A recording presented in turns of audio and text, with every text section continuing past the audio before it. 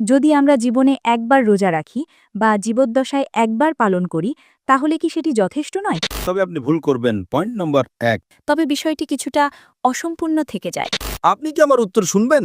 হ্যাঁ, কিন্তু না, ঠিক আছে। আমি উত্তর দিচ্ছি, আপনি বাধা দিচ্ছেন। তাতে কি সমস্যা আছে যদি আমি আমার মতামত এক অমুসলিম বোনে ডাক্তার জাকির নায়েককে প্রশ্ন করলেন, আমরা যদি ইসলাম ধর্ম গ্রহণ না করে যদি বিভিন্ন ভালো কাজগুলো করি, যেমন অন্যদের সাহায্য করা, অন্যদেরকে দান করা এবং বিভিন্ন ইসলামের যে দায়িত্বগুলো আছে, রোজা রাখা, বছরে আমরা 30টা রোজা রাখি, সে বছর 30টা না রাখি একটা রোজা রাখবে এবং বিভিন্ন উপকারের কথা বলেছিলেন যেটা মানুষের উপকার করে। তো আমরা যদি এগুলা মেনে চলি, ইসলাম ধর্ম ইসলাম ধর্ম গ্রহণ না করে যদি ভালো কাজগুলো করি, তাহলে কি আমরা জান্নাতে যাব না? তাহলে কি আল্লাহর কাছে সন্তুষ্ট হব না? তো এ নিয়ে ডাক্তার জাকির নায়েক খুবই চমৎকার উত্তর দিলেন। তা আমরা উত্তরটি শুনে আসি। আমার নাম ফাইরোজ হাসনা কারিমা এবং আমি কিউংহি বিশ্ববিদ্যালয়ের একজন ছাত্রী। আসলে আমি আপনাকে কিছু প্রশ্ন করতে চাই। এগুলো যদি আপনার কাছে ভিন্নধর্মী বা অপ্রচলিত মনে হয় সেজন্য আমি দুঃখিত, কারণ আমি কেবল বিষয়গুলো নিয়ে ভাবছি। তো যতদূর আমি জানি, ইসলাম আমাদের শেখাচ্ছে কিভাবে জীবনে ভালো কাজ করতে হয় এবং পরকালের জন্যও। কিন্তু আপনার আগের উত্তর অনুযায়ী আমি যেটা নিয়ে ভাবছি সেটা হলো, কেন এটা ভুল যদি আমি মানুষের প্রতি ভালো কাজ করি এবং ঈশ্বরে বিশ্বাস করি এবং আমি তার আদেশ পালন করি, যেমন অন্যদের সাহায্য করা এবং কুরআনে উল্লেখ করা আরও কিছু বিষয়। কিন্তু আমি শুধু বুঝতে পারছি না যেভাবে আমাদের প্রার্থনা করা উচিত, এবং আপনি সেটা আগে উল্লেখ করেছেন, এবং রোজার বিষয়টি এবং অন্যান্য সুন্নার বিষয়গুলো আমি ঠিক ওগুলো বুঝতে পারি না। আমি ইতিহাস সম্পর্কে কিছুটা জানি, কেন আমাদের রোজা রাখা উচিত, কিন্তু আমি যা বুঝতে পারি না তা হলো কেন এগুলো আমাদের জীবনে নিয়মিতভাবে পালন করতে হবে। যেমন, যদি আমরা জীবনে একবার রোজা রাখি বা জীবদ্দশায় একবার পালন করি তাহলে কি সেটি যথেষ্ট নয়? কেন বছরে একবার বা নির্দিষ্ট সময় অন্তর এটি পালন করা বাধ্যতামূলক? আমি বিষয়টি ঠিকভাবে বুঝতে পারছি না। বোন প্রশ্ন করেছেন দুটো প্রশ্ন। 1 নম্বর, অন্যদের সাহায্য করা কেন ভুল? বোন, কোরআনে কোথাও বলা হয়নি যে অন্যদের সাহায্য করা ভুল। অন্যদের সাহায্য করা ভালো। যদি আপনি অন্যদের সাহায্য না করেন তবে আপনি ভুল করবেন। Point number 1। পয়েন্ট নম্বর 2, কেন আমরা সুন্নার মতো কিছু কাজ করি? সুন্না মানে হলো সেই কাজ এবং আদেশ সর্বশেষ এবং চূড়ান্ত নবী মোহাম্মদ সাল্লাল্লাহু সাল্লামের। যেমন আপনি জিজ্ঞেস করলেন কেন আমাদের রোজা রাখা উচিত এবং কেন আমাদের নির্দিষ্ট মাসে রোজা রাখা উচিত। আমরা রোজা রাখি কারণ এটা ইসলামের অন্যতম খুঁটি। আর কোরআন সূরা বাকারার অধ্যায় নম্বর 2 আয়াত নম্বর 183-তে বলে যে তোমাদের উপর রোজা ফরজ করা হয়েছে যেমন তোমাদের পূর্ববর্তীদের উপর ফরজ করা হয়েছিল, যাতে তোমরা আত্মসংযম শিখতে পারো, তোমরা তাকওয়া শিখতে পারো, তোমরা ধার্মিকতা শিখতে পারো, তোমরা খোদাভীতি অর্জন করতে পারো। কেন আমরা একসঙ্গে রোজা রাখি? কারণ আমরা একতায় বিশ্বাস করি। রমজান মাসে সবাই রোজা রাখি কারণ আমরা একতায় বিশ্বাস করি।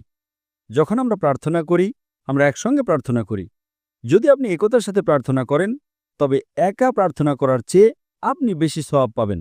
একইভাবে রোজা মানে আপনাকে 1 মাস রোজা রাখতে হবে, তাই 1 মাস সম্পূর্ণভাবে রমজান মাস হিসেবে নির্ধারণ করা হয়েছে। এটা 29 থেকে 30 দিন এবং আমরা নবীর সুন্নার শিক্ষা অনুসরণ করি কারণ তিনি সর্বশক্তিমান ঈশ্বরের সর্বশেষ এবং চূড়ান্ত নবী। বোন, আমি আপনাকে জিজ্ঞেস করছি, আপনি কি বিশ্বাস করেন একজন ঈশ্বর আছেন? হ্যাঁ, আমি ঈশ্বরে বিশ্বাস করি। আপনি কি বিশ্বাস করেন নবী মোহাম্মদ সাল্লাল্লাহু আলাইহি সাল্লাম ঈশ্বরের নবী? হ্যাঁ, আমি ওটাতেও বিশ্বাস করি। তাহলে এর মানে আপনি একজন মুসলিম। হ্যাঁ, আমি জানি। ঠিক আছে। ধন্যবাদ। বোন, আপনি কি শাহাদা আরবিতে বলতে চান? কারণ একজন মুসলিম হতে হলে অন্তত 2টা জিনিস থাকা দরকার। তা হলো বিশ্বাস করা যে ঈশ্বর এক, হ্যাঁ। বিশ্বাস করা যে নবী মোহাম্মদ সাল্লাল্লাহু আলাইহি সাল্লাম ঈশ্বরের নবী। বাকি সবকিছু পরে আসে। তাই যদি আপনি এই দুটো জিনিসে বিশ্বাস করেন, হুম। আপনি কি শাহাদা আরবিতে বলতে চান? আমার মতে আপনি একজন মুসলিম। হ্যাঁ। আপনি কি শাহাদা আরবিতে বলতে চান? আমার মতে আপনি একজন মুসলিম। হ্যাঁ, আমি একজন মুসলিম। ও, আপনি মুসলিম? হ্যাঁ, আমি একজন মুসলিম।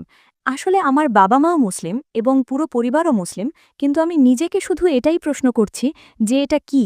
এটা কিসের জন্য? বা এরকম কেন? তাহলে এখন কি বিষয়টা পরিষ্কার হয়েছে? হ্যাঁ, তাহলে এখন বুঝতে পারছেন এগুলো সঠিক শিক্ষা? আমি মনে করি অল্প কিছু। ভালো বোন, আমি আল্লাহর কাছে দোয়া করি তিনি আপনাকে আরো সঠিক পথ এবং আরো হেদায়েত দেন ইনশাআল্লাহ। তাতে কি সমস্যা আছে যদি আমি আমার মতামত দিই? কিসের? একটা বিষয়। আচ্ছা। তাহলে আপনি বললেন জান্নাতে যাওয়ার জন্য মানুষের 4টি গুণ থাকতে হয়, ঠিক তো? হ্যাঁ। যেমন ঈশ্বরে বিশ্বাস করা এবং আরেকটি কি আমি ভুলে গেছি? সৎকর্ম, হ্যাঁ, সৎকর্ম। মানুষকে সত্যের পথে ডাকা এবং মানুষকে ধৈর্য এবং পরিশ্রমের পথে ডাকা। হ্যাঁ, তো আপনার মতে কি এটা একই? তাদের ক্ষেত্রে কি এতে কোনো পার্থক্য হয়? যারা অন্য মানুষের উপকার করে কিন্তু সালাত আদায় করে না এবং প্রার্থনা করে না কিন্তু ঈশ্বরে বিশ্বাস করে, এবং যারা সালাত আদায় করে এবং মানুষের উপকারও করে তবে মাঝে মাঝে তারা মানুষের প্রতি ভেদাভেদ করে এবং অন্য মানুষ সম্পর্কে খারাপ কথা বলে, যদিও তারা সালাত আদায় করে এবং ঈশ্বরে বিশ্বাস করে, তো তাদের উভয় আপনি মূলত আমাকে একটা প্রশ্ন করছেন যে একজন ব্যক্তি যে সালাত আদায় করে এবং কিছু খারাপ কাজ করে সে কি ভালো, নাকি যে ব্যক্তি ভালো কাজ করে এবং সালাত আদায় করে না, ঠিক? হ্যাঁ, কিন্তু না, ঠিক আছে। সমস্ত কাজের মধ্যে প্রথম যে কাজটির বিষয়ে সর্বশক্তিমান ঈশ্বর আপনাকে প্রশ্নটা করবেন তা হলো আপনার নামাজ। প্রথম প্রশ্নটি কিয়ামতের দিন ঈশ্বর করবেন। সালাত ইসলামের দ্বিতীয় স্তম্ভ, আর সালাত আদায় না করা ইসলামের চতুর্থ কবিরা গুনাহ। প্রথম কবিরা গুনাহ হলো শিরক, ঈশ্বরের সাথে শরিক করা। 2 নম্বর হলো কোনো নিরপরাধ মানুষকে হত্যা করা। তৃতীয় হলো কালো জাদু, এবং চতুর্থ হলো সালাত আদায় না করা। আমাদের প্রিয় নবী বলেছেন, এটা সহিহ মুসলিমে উল্লেখ আছে, ঈমান আর কুফরির মধ্যে পার্থক্য হলো সালাত আদায় না করা। সুতরাং দুজনের মধ্যে যে ব্যক্তি সালাত আদায় করে এবং হয়তো মিথ্যা বলার মতো কিছু খারাপ কাজ করে তার তুলনায় যে সত্যবাদী এবং সালাত আদায় করে না, যে ব্যক্তি সালাত আদায় করে এবং মিথ্যা বলে সে ছোট পাপ করছে, তার থেকে ভালো যে মিথ্যা বলে না এবং সালাত আদায় করে না। ঠিক আছে। মানে দুজনের মধ্যে নামাজ পড়ে কিন্তু মিথ্যা বলা লোকটা বেশি ভালো, অনেক ভালো মুসলিম সেই ব্যক্তির চেয়ে যে সত্য কথা বলে এবং সালাত আদায় করে না। কারণ আপনি যদি সালাত আদায় না করেন আপনি ঈশ্বরকে ধন্যবাদ দিচ্ছেন না, সেটা অনেক বড় প্রয়োজনীয়তা। ঈশ্বরকে ধন্যবাদ দেওয়া অনেক বেশি গুরুত্বপূর্ণ।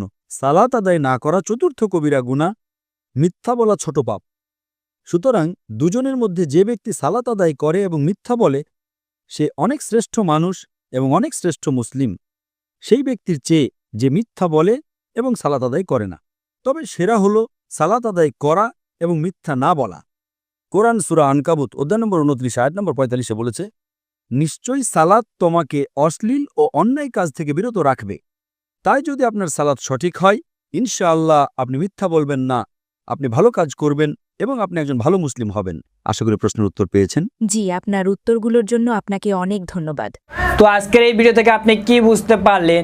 আমি যা বুঝতে পারলাম, ইসলাম ধর্ম অবশ্যই আপনাকে মানতে হবে। আপনি যতই ভালো কাজ করুন না কেন আগে আপনাকে ইসলাম ধর্ম গ্রহণ করতে হবে, এরপর আপনি যত ভালো কাজগুলো আছে সেগুলো অবশ্যই আপনাকে করতে হবে এবং ইসলামের যে দায়িত্বগুলো দিয়েছে, যে আদেশ এবং নির্দেশ দিয়েছে সেগুলো আপনাকে মেনে চলতে হবে। তো আজকের ভিডিওটি এই পর্যন্তই। ভিডিওটি ভালো লাগলে অবশ্যই আপনি ভিডিও দেখতে লাইক করতে বলবেন না। চ্যানেলে নতুন দর্শক হয়ে থাকলে অবশ্যই চ্যানেলটি সাবস্ক্রাইব করে দিবেন।